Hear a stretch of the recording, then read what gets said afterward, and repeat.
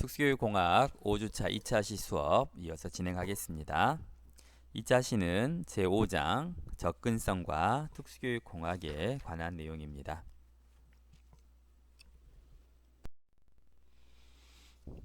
순서로는 접근성의 이해, 외국의 장애인 접근권 발달과 관련법, 우리나라 장애인 접근권 관련 법률이 되겠습니다. 특히 두 번째인 접근권 발달 외국과 세 번째 우리나라의 장애인 관련의 접근권 관련은 양은 굉장히 많습니다. 양이 많고 또 봐야 될 내용들도 많은데요. 어찌 보면 상식선에서 알아둬야 될 내용들이기 때문에 양은 많지만 그렇게 큰 부담은 가지지 않으셔도 될 것 같습니다. 그래서 2단원 그 다음에 3단원은 이렇게 살펴보는 과정이라고 생각하시고 편안한 마음으로 들으셔도 무방하고요. 중요한 사항에 대해서는 따로 언급하도록 하겠습니다. 먼저 접근성의 이해부터 살펴보도록 할게요. 1. 장애인 접근권의 개념. 접근권이란 것은 무엇이냐면 웹이나 앱 등에서 제공하는 정보를 신체적, 기술적 여건과 관계없이 장애인이 비장애인과 동등하게 접근하고 이용할 수 있도록 보장하는 것.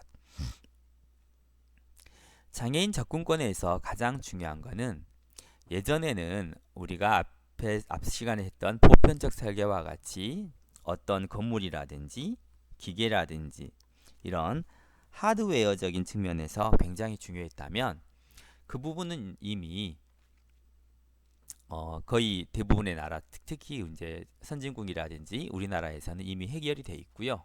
거의 웬만한 부분들에 대해서는 그렇게 어려운 부분은 없고요. 물론 기술적으로 어려운 부분에서는 지금도 남아 있지만 요즘 가장 많이 대두되고 있는 것은 바로 인터넷 환경이죠.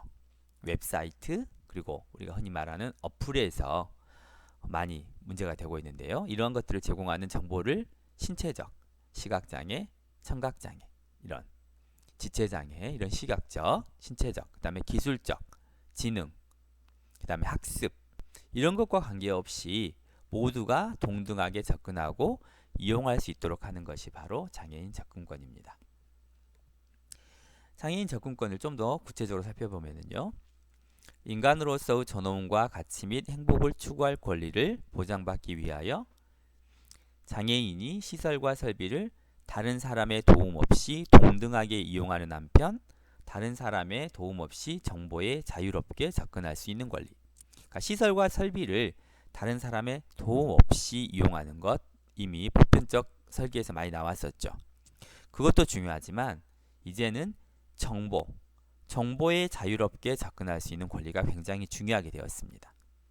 지금 사회는 이 정보를 누가 얼마나 접근을 하고 또 그것을 그 정보를 얼마만큼 가공해서 사용하느냐에 따라서 그 사람의 삶의 질이 달라진다고 할 수 있죠. 여러분들도 여러분과 관련된 거의 모든 정보를 직접 어디 가서 확인한다거나 또 여러분이 필요한 정보를 직접 이렇게 전화를 한다거나 아니면 그 장소에 가서 찾기보다는 대부분 웹사이트나 어플을 통해서 받고 있잖아요. 이런 부분들이 보더라도 요즘은 어떤 건물이나 시설에 대한 접근도 굉장히 중요하지만 정보의 접근 자체가 굉장히 중요한 사항으로 이제 대두가 되고 있습니다.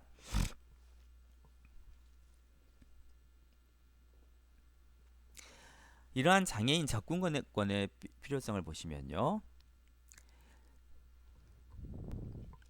장애인이 어떤 정보에 접근을 하지 못하게 되면 사회적 편견, 즉 일반인들이 장애인을 보는 사회적 편견이 발생할 수밖에 없고요. 그리고 우리가 정보를 습득하지 못하고 정보를 활용하지 못하면 사회생활에 불이익을 받을 수밖에 없어요. 이러한 사회적 편견과 사회생활의 불이익이 겹치게 되면 결론적으로는 장애인이 사회적 참여를 제한받게 되는 결론이 도달하는 거죠. 그래서 사회 환경의 어려움에 처하지 않고 자유로이 편의시설이나 정보에 접근할 수 있도록 장애인 접근권이 필요한 것이죠. 그래서 장애인 접근권을 허용하지 않으면 위에 표에 나와 있는 것 같은 편견과 불이익을 받게 되고 장애인의 사회적 참여가 제한되면 가장 중요한 장애인의 취업과 일상생활과 또 사회적 참여가 제한을 받기 때문에 이 접근권이 매우 중요하다고 하겠습니다. 장애인 접근권, 즉 권리의 범위는요. 장애인의 자유로운 이동, 시설 이용에 필요한 편의를 제공하고 의사표현과 정보 이용에 필요한 통신, 수화 통역, 자막, 점자, 음성도서 등 모든 서비스를 제공받을 권리를 법률적으로 규정되어 있다. 물론 우리나라도 뒤에 살펴보겠지만 이러한 것들이 다 법률적으로 규정이 되어 있습니다. 그러니까 자유로운 이동과 시설 이것들 이미 되어 있고요. 그리고 의사표현, 그 다음에 정보 이용에 필요한 것들도 다 규정되어 있다고 보시면 되겠습니다. 그 세 가지를 좀 더 구체적으로 살펴보면요. 첫 번째는 이동권. 장애인에게 이동에 필요한 생활 필수 시설을 장애인이 이용하는데 어려움이 없도록 만드는 것. 장애인들이 이동할 수 있도록 필수 시설. 장애인들이 사용하는 여러 기구뿐만 아니라 또 건물이라든가 시설에 이런 이동을 할 수 있는 권한인 거죠. 두 번째는 편의시설 접근입니다. 우리나라는 이미 1995년에 장애인 편의시설 및 설비의 설치 기준에 대한 규칙으로 장애인의 이동권을 보장은 했습니다만 아직은 사회생활 전반에 걸쳐 이동과 시설 이용 정보 등의 접근은 아직 많이 미비한 편이고요. 그것에 대한 이제 법적인 보장들을 하고 있기는 합니다만 실제적인 보장은 많이 이루어지지 않고 있습니다. 특히 법 이후에 만들어지는 건물이라든지 어떤 시설은 이런 부분들을 적용을 하게 돼 있는데요. 그렇지 않고 그 이전에 만들어진 시설이나 설비들에 대해서는 이러한 법이 규정이 적용되지 않기 때문에 많은 접근의 어려움을 갖고 있는 상황이죠. 정보접근권은 의사표현과 정보 이용에 필요한 통신, 수화, 통역, 자막, 점자 및 음성도서 등 모든 서비스를 받을 권리를 말합니다. 현재 우리나라에서도 이 부분에 대해서는 상당 부분 진척은 되고 있죠. 그래서 여러분들이 뉴스를 보시게 되면 뉴스 진행자 옆에서 수화 통역을 하는 분들 나오긴 하지만 물론 모든 뉴스에 나오진 않습니다만 중요 사항에 나오겠죠. 그리고 여러분들이 텔레비전을 보거나 영화를 보시면 이런 문구가 나오죠. 본 프로그램은 시각장애인을 위한 자막방송이 진행되고 있습니다. 또는 본 프로그램은 청각장애인을 위한 수화통역 서비스가 제공되고 있습니다. 이런 문구가 나옵니다. 이렇듯이 많이 접근은 지금 되고 있지만 아직은 다 미비된 상황이기는 하죠. 그래서 많이 지금 발전되고 있는 상황이라고 보시면 되겠습니다. 장애인 접근권의 필요성을 좀 살펴보도록 하겠습니다. 첫 번째는 무장애 이념이죠. 만약에 세상에 있는 모든 시설과 모든 편의시설과 모든 기구에 장애인들이 접근할 수 있다면 그건 장애인이 아니죠. 시각장애인이 이동을 하거나 청각장애인들이 어떤 시설에 들어가서 정보를 듣거나 또는 지체장애인들이 어떤 시설에 들어갈 때 이동을 할 때 문제가 없다면 그 사람은 더 이상 장애인이 아닌 거죠. 그래서 접근성이 100% 이루어진다면 대부분의 장애인은 없어지게 되는 거죠. 두 번째, 장애인이 사회 참여에 대한 제한은 개인적인 손상이나 기능적 장애에 의한 것이 아니라 장애인을 둘러싼 사회적 환경에 따라 나타나는 편견에서 비롯됨. 그러므로 장애인 접근권이 필요함. 그렇죠. 시각장애인은 당연히 시각적 손상이나 또 시각기능의 장애를 입었습니다. 그런데 만약에 사회적 환경이 시각기능이 전혀 없어도 사용하는데 불편함이 없다면, 그런 편견을 가지고 있지 않다면 그 사람 시각장애인은 사회 참여를 전혀 힘들어 할 필요가 없는 거죠. 모든 사회 참여가 동등하게 이루어질 수 있는 거죠. 다른 장애도 마찬가지죠. 이 세상에 모든 계단이 없어지고 모든 길에 턱이 없어지고 모든 건물에 엘리베이터가 휠체어가 들어갈 수 있는 엘리베이터가 설치되어 있다면 하지마비 즉 휠체어 장애인이 사회적 환경에 통합되는 데는 전혀 불편함이 없는 거죠. 그래서 지체장애인의 접근권이 100% 된다면 더 이상 무장애가 되는 거죠. 장애인의 접근성을 높이는 최선의 방법은 편의시설 이용이나 이동권을 법으로 보장하는 것이죠. 건물을 짓거나 설비를 마련하거나 어떤 통신기기를 이용하거나 정보를 제공할 때 장애인의 접근성을 높이기 위해서는 당연히 비용이 들게 됩니다. 그러면 기업이라든지 일반인들은 그 비용 절감을 위해서 하지 않으려고 하는 거죠. 특별한 생각을 가진 사람들 외에는. 그래서 이러한 접근권을 법으로 보장을 해버리면, 어떤 걸 만들 때 법으로 보장하면 가장 좋은 방법인 거죠. 그래서 법으로 보장돼서 그런 접근권을 만들지 않은 건물은 허가를 내주지 않거나 어떤 시설에 대한 보안 요구를 하거나 아니면 과태료를 물리거나 하는 방법으로 접근권을 자연스럽게 만들어가는 그런 것들이 법으로 보장되는 것이 가장 효율적일 수 있습니다. 장애인 접근권 확보에는 국가와 사회 구성원의 협력이 필수적이죠. 그렇죠. 국가와 사회 구성원의 협력과 인식 개선이 가장 중요하죠. 장애인 접근권의 궁극적 목표는 장애인의 완전한 사회 참여와 평등을 통한 통합이다. 사회 통합이다. 사자가 빠졌네요. 즉, 그렇죠. 접근권이 100% 인정된다면, 확보된다면 장애인의 사회 참여와 사회 통합은 100% 이루어지게 돼 있는 거죠. 그래서 접근권이 얼마나 높냐에 따라서 장애인의 사회 참여 정도가 정해진다고 하겠습니다. 장애인 접근권과 관련된 법들을 한번 살펴보도록 하겠습니다. 특수교육 공학이 효과를 얻기 위해서는 특수교육 대상 학생들에게 이동성과 접근성을 장애인 접근권으로 보장해 주어야 하며, 또한 특수교육 공학의 이용이 효율성을 확보하기 위해서는 장애인 접근성이 법률로 보장되어야 한다. 그렇죠. 특수교육 공학이 효과적으로 이용될 수 있기 위해서는 이러한 접근권이 보장되어야 돼요.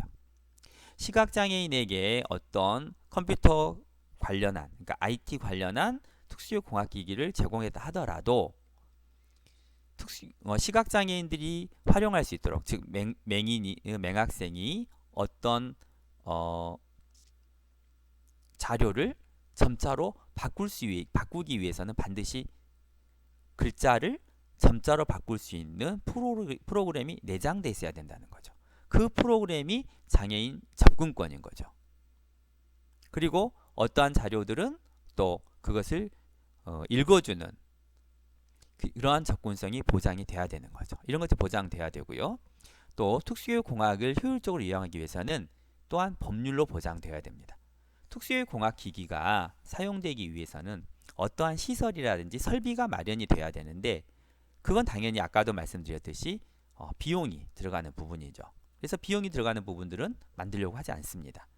이것들을 법률로 보장을 해야만 특수교육 공학 기기들이 어디에서나, 어느 교실에서나, 어느 시설에서나 제대로 활용될 수 있겠죠. 두 번째, 장애인 접근권이 보장받아야만 정보기기 활용과 보조공학 서비스 지원 및 관리의 내실화가 이루어지고 예산의 지원이 가능하다.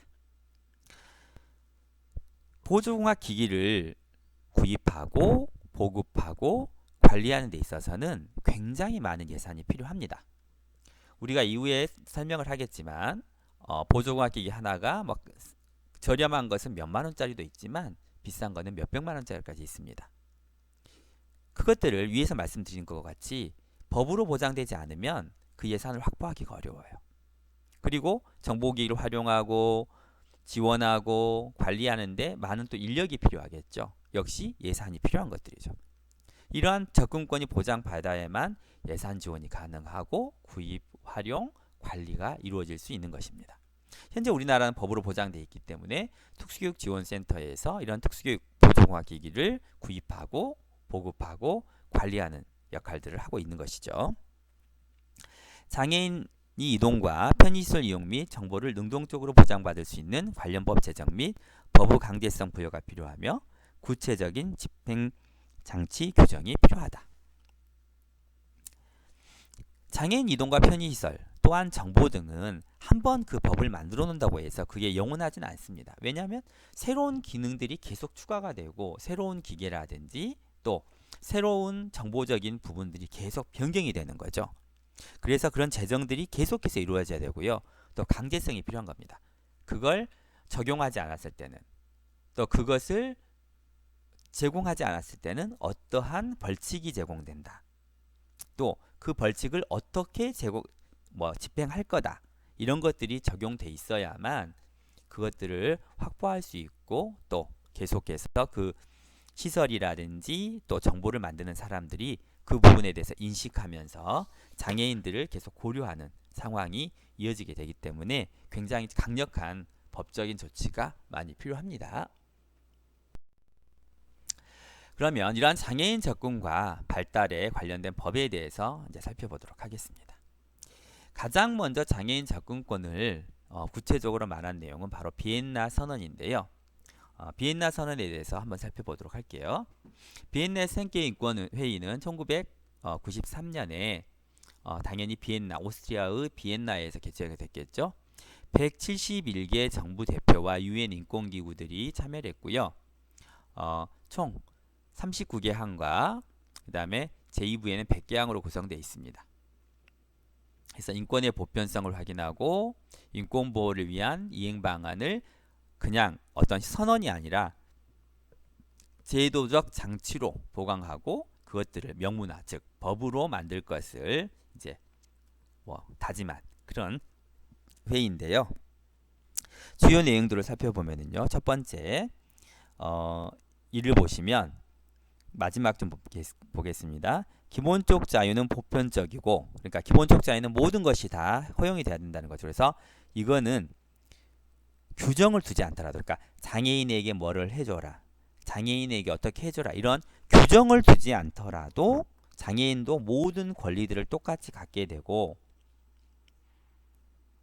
모든 것을 똑같이 갖게 되고, 그렇지 않은 것은 장애인에 대한 권리 침해다라고 한 거죠. 그러니까 장애인이라고 굳이 명시할 필요도 없이 장애가 있으면 거기에 합당한 것을 제공해 줘야 된다. 그렇지 않은 것은 권리에 대한 침해다라고 아예 규정을 한 거죠. 굉장히 강력한 규정인 거죠. 그래서 장애인에게 또는 기타 권리에 대한 접근을 보장해 주고 그것을 법으로, 입법을 채택, 그러니까 법으로 만들어라 이 말인 거죠. 그리고 체계화할 것을 촉구했고요. 그리고 장애인에 대한 그런 폭도 굉장히 넓혔는데요. 우리가 흔히 말하는 신체적, 기능적 장애만을 뜻하는 것이 아니라, 그러니까 즉 육체적, 재정, 여기에서는 재정까지 넓힌 거예요. 그래서 돈이 없는 사람들은 당연히 정보 접근이라든지 어떤 시설 접근, 편의시설 접근할 수 없는 부분이 많은 거죠. 그래서 육체적도 포함되고 재정적인 것도 포함되고, 또 사회적인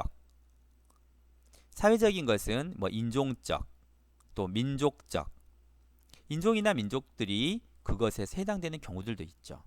우리나라도 없다고는 할 수 없습니다. 우리나라도 외국에서 온 노동자들이라든지 이런 부분에 대해서는 상당히 규제를 두는 부분들이 저희 나라도 현재 있는데요. 이런 사회적 여건, 심지어는 심리적 여건까지도 모두 장애의 영역으로 포함을 한 거죠. 그래서 이러한 모든 장애물을 제거하고 평등한 기회를 보장해야 된다라고 선언을 한 거죠. 그러니까 장애의 영역을 굉장히 넓게, 범위를 넓게 지금 간주하고 있는 것입니다.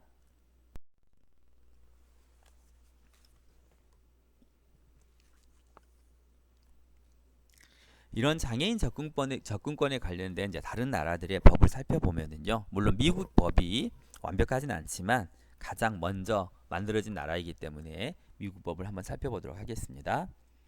1973년에 만들어진 재활법은 장애인의 정보 접근과 관련된 최초의 법이라고 할 수 있고요. 또 장애인을 시민으로서 권리, 그러니까 일상생활에서 함께 생활하는 권리를 부여하고 주류 사회, 그러니까 일반 사회에 통합시키는 데 그 목적을 둔 법이 재활법이고요. 1982년에 장애인 통신법은 장애인에 대한 정보 접근권을 직접적으로 명시한 최초의 법입니다. 그러니까 장애인들에게 정보 접근이 차단이 되면 안 된다는 것. 그래서 공공기관 시설의 모든 전화는 보청기와 호환, 그러니까 청각장애인들의 보청기하고 전화기가 호환될 수 있게끔 해야 되고, 또 그것이 너무 비싸면 이용할 수가 없으니까 적정 가격으로 제공할 것들을 명시되어 있습니다. 1990년에 제정된 미국 장애인법에는 이러한 부분들을 공공부문, 즉 국가나 공공기관에서만 할 것이 아니라 모든 사회 영역, 즉 민간 부분, 그러니까 기업이라든지 또 민간 업체들까지 전부 그걸 확장시킨 거죠. 그래서 공공이든 민간이든 장애인의 생활에 영향을 미치는 모든 부분에서 이런 차별을 없애겠다 하는 것이 바로 미국 장애인법이고요. 1998년에 제정된 미국 장애인 재활법에서는 그동안의 법들은 주로 경증 장애인들에 좀 한정돼 있었고, 굉장히 심한 중증 장애인들에게는 약간 도외시되는 법이었는데, 이제는 경쟁 고용, 즉 경증의 장애인들은 경쟁 고용이 어느 정도 가능하지만 이런 지원을 해주게 되면 공학기구라든지 정보접근권을 제공하면 경쟁 고용이 되지만, 중증 장애인들은 어떤 정보 접근이라든지 공학기구를 제공해도 경쟁 고용은 어렵거든요. 그래서 중증 장애인들에게도 통합된 작업장에서 계속 지원 서비스를 제공하도록, 그래서 경쟁 고용이 아닌 지원 고용의 체계를 만든 것입니다. 그리고 2010년에 만들어진 21세기 통신 및 비디오 접근성 법에서는 정보통신 제품과 그 서비스, 웹사이트에 대한 장애인 차별을 없애기 위한 것입니다. 그러니까 2000년대 들어서면서 인터넷이나 휴대폰들이 굉장히 많이 발전을 하기 시작을 했는데, 이때 이제 장애인들에 대한 차별이 또 일어나게 된 거죠. 그래서 미국 장애인은 통신, 비디오 분야에서 비장애인과 동등한 접근권을 보장받을 수 있도록 한 거죠. 그래서 물론 우리나라에서도 이런 부분은 있죠. 예를 들어서 휴대폰 요금에 있어서도 청각장애인에게는 그 영상통화, 그러니까 수화로서 의사소통을 해야 되기 때문에 영상통화를 아주 저렴한 가격에 제공을 한다거나 하는 이런 제도도 있고요. 또 인터넷에서도 시각장애인들이 접근할 수 있도록 웹사이트를 만들게 하는 이러한 법들이 우리나라에도 이미 제정이 되어 있습니다. 또 미국 장애인법들을 좀 간단하게 살펴보도록 하겠습니다. 첫 번째, 장애인의 차별금지, 그러니까 고용에 있어서, 그래서 유자격 장애인에 대해서는 차별하면 안 된다. 고용에 관련돼서는 자격이 있으면 똑같이 동등하게 제공하도록 돼 있고요. 두 번째, 공공서비스에서는 장애인들에게 모든 기능에 있어서 동등한 편익을 향유할 수 있는 동등한 기회를 제공하도록. 그러니까 장애로 인해서 기회의 제한을 받으면 안 된다.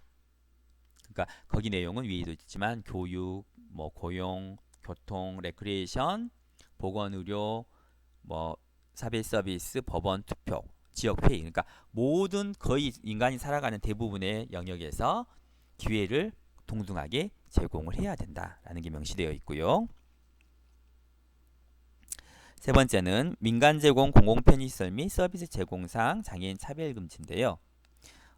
그 챕터의 밑에서 위에서 하나 둘 세 번 네 번째를 들어보겠습니다. 보시면 신개축 건축물에 대한 기준을 설정하고 정책과 관행 및 절차에 대한 합리적인 수정 의무를 부과하고 지각장애가 있는 사람과의 효과적인 의사소통 수단을 마련하는 등 접근성을 높이도록 의무를 부과하고 있다. 그러니까 건물뿐만 아니라 의사소통 수단까지 모두 수정해서 그 접근성을 높이도록 이에 어떠한 의무, 그러니까 법률적인 내용인 거죠.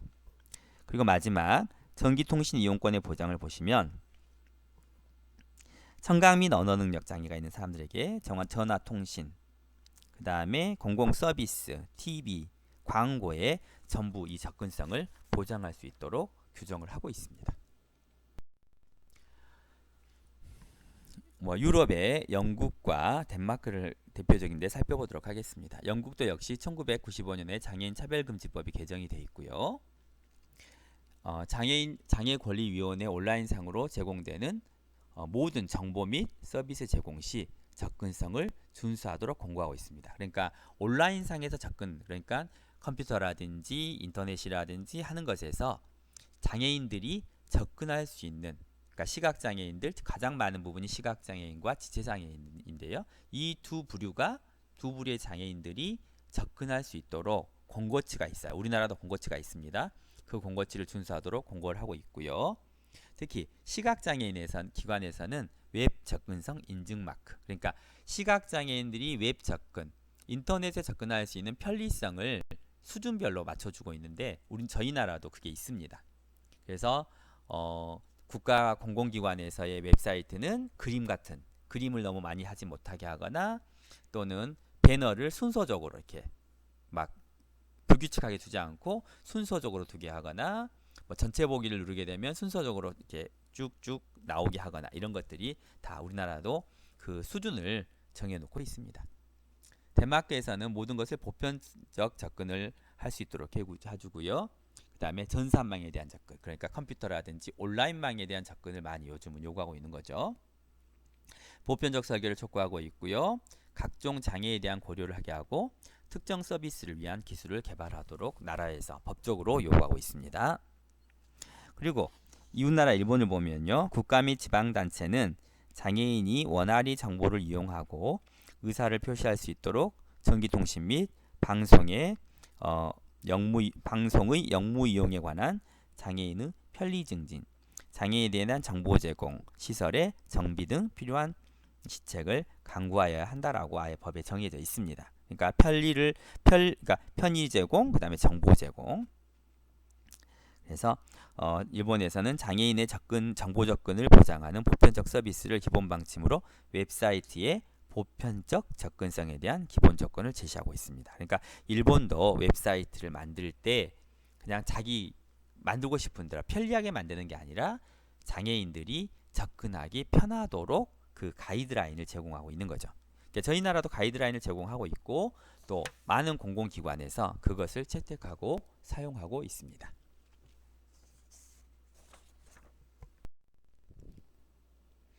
우리나라의 장애인 접근권과 관련 법률에 대해서는 다음 시간에 이어서 진행하도록 하겠습니다. 모두 수고하셨습니다.